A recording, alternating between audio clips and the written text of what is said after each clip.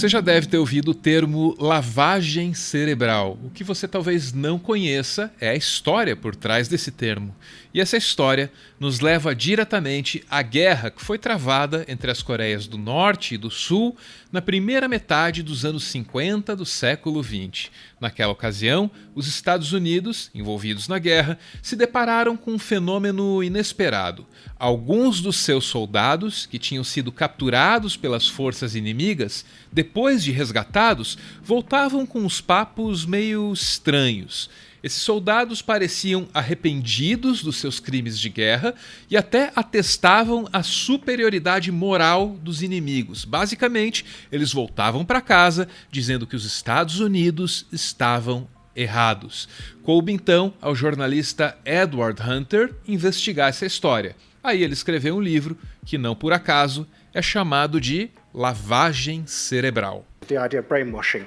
It was actually invented by a journalist, an American journalist called Edward Hunter, back in 1951 during the Korean War. And if we could just show the first still, he wrote a book called Brainwashing, actually, and it was all about how prisoners in the Korean War, American prisoners of war, were making extraordinary confessions, which were totally unexpected, and also going on camera and saying they believed in communism.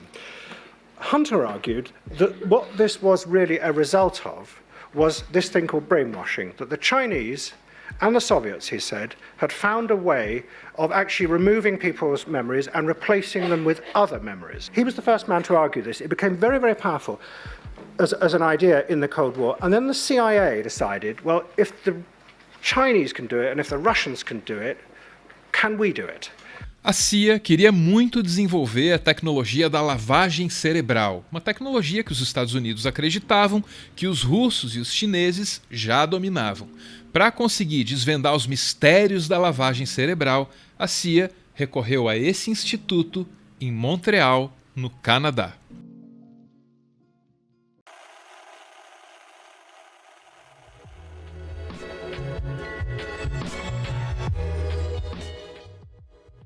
Esse é o psiquiatra Donald Ewan Cameron. Enquanto a Guerra da Coreia comia solta, enquanto o tio Sam especulava sobre lavagem cerebral, esse médico aqui já pesquisava a memória humana e as alternativas para manipulá-la.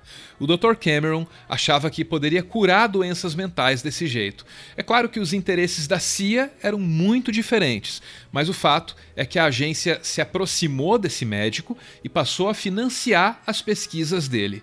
Os pacientes do Dr. Cameron viraram cobaias sem nem saber. If you could get rid of the terrible memories from their past that was causing them such pain and such neurotic angst, if you could wipe those and replace them with new memories, they could become better, happier, new kinds of people. Now, the CIA didn't quite see it like that. What they wanted was people who could become new kinds of weapons, who could have implanted memories, they could send them off to the Soviet Union, they could do all sorts of spying sort of stuff, but would never be detected. So these two people came together and they set out to do these extraordinary experiments. Os experimentos do Dr. Cameron também eram extraordinariamente cruéis. Até hoje tem gente na justiça querendo reparação pelo que aconteceu com os seus familiares nos laboratórios do Dr. Cameron. De quando em quando, o assunto volta a pipocar na mídia canadense. Dr. Cameron used sleep-induced comas, massive doses of electroshock therapy, LSD, sensory deprivation, forcing patients to listen to hours of recorded messages on tapes.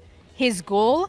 To control his patients' minds, to cure mental illness. Esse objetivo nunca chegou nem perto de se cumprir. O Dr. Cameron conseguia sim apagar as memórias, só que junto com elas também se perdiam funções cognitivas importantes.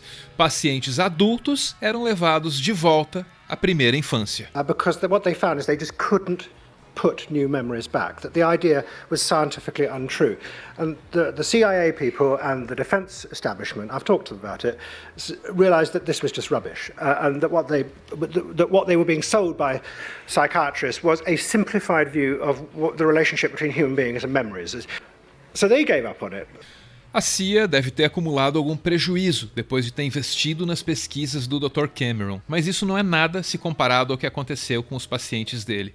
Uma mulher chamada Phyllis teve a vida totalmente inviabilizada depois de passar pelos laboratórios dele. A Phyllis buscava tratamento. A família dela busca compensação até hoje.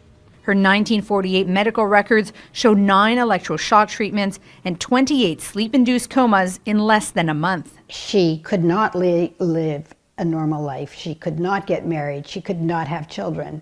She was deprived of all those things.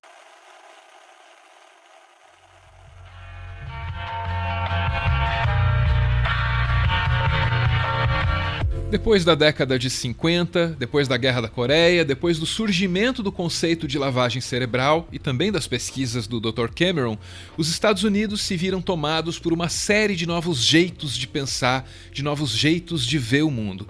A década de 60 era uma década de extremas novidades. Havia os hippies, havia a luta pelos direitos civis e havia novos cultos religiosos também.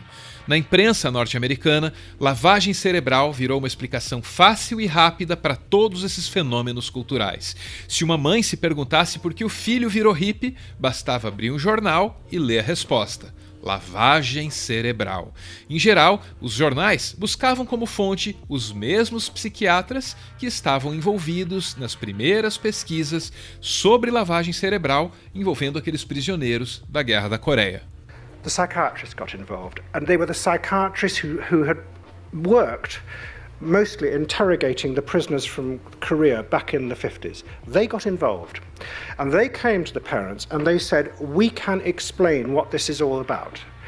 Your children are being brainwashed, and these cults, this is where they started to use the word cult. These cults are using exactly the same techniques as the Chinese and the Soviets doing.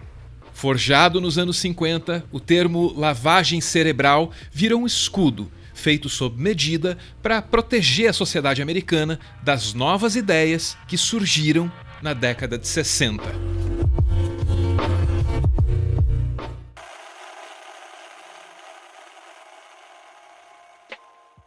Esse livro que deu ao mundo o conceito de lavagem cerebral e que de alguma forma também iniciou uma paranoia, tem uma coisa sobre esse livro aqui que você ainda não sabe.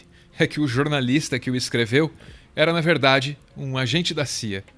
If we could just have that still again of brainwashing, that study by Mr. Hunter. Mr. Hunter was a journalist, but he was also actually, as was quite common in the early 1950s, a CIA agent. This was a piece of black propaganda. He'd made it up.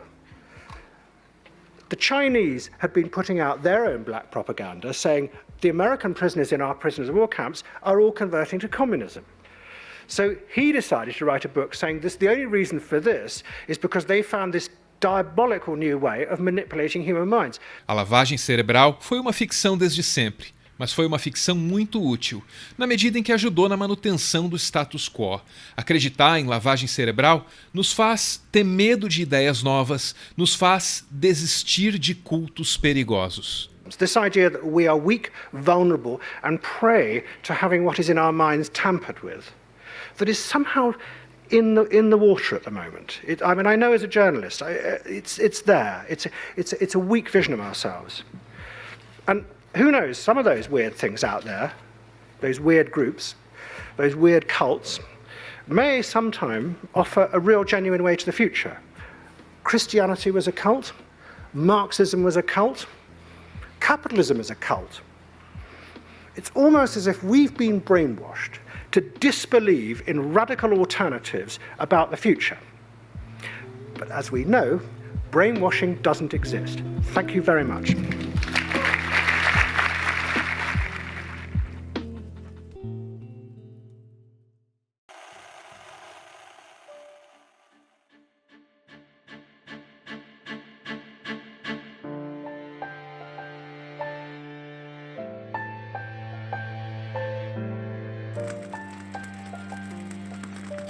Muito obrigado por ver esse vídeo até o final. O Meteoro é mantido graças a uma campanha de financiamento coletivo. Quem participa aparece aqui no finalzinho, que é para receber o nosso agradecimento.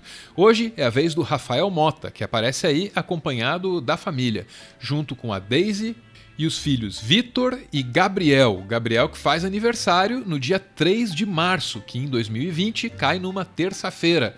Ele ganha do pai, inspirado em Carl Sagan, a mensagem que segue: diante da vastidão do tempo e da imensidão do universo, é um imenso prazer para mim dividir um planeta e uma época com vocês.